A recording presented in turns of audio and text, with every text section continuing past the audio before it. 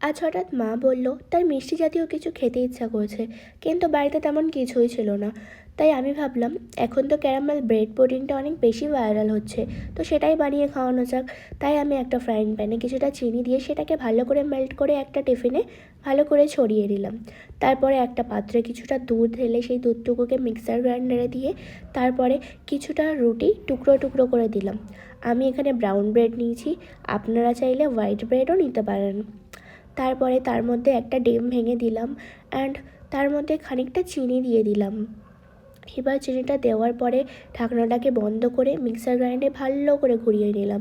কিছুক্ষণ ঘোরানোর পরে সেই যে ক্যারামেলটা বানিয়েছিলাম তার উপরে দুধটুকুকে দিয়ে দিলাম। তারপরে একটা কড়ার ওপর স্ট্যান্ড রেখে টিফিনটাকে দিয়ে ঢাকা দিয়ে দিলাম। 20 মিনিট ঢাকা খোলার পরে চেক করে দেখলাম হয়েছে নাকি। যখন সেটা হয়ে গেছিলো তখন সেটাকে নিচে নামিয়ে কিছুটা ফ্রিজে ঠান্ডা করে রেখে টিফিনটার সাইড দিয়ে কিছুটা কেটে নিয়ে তারপরে সেটা একটা প্লেটে উল্টে দিলাম।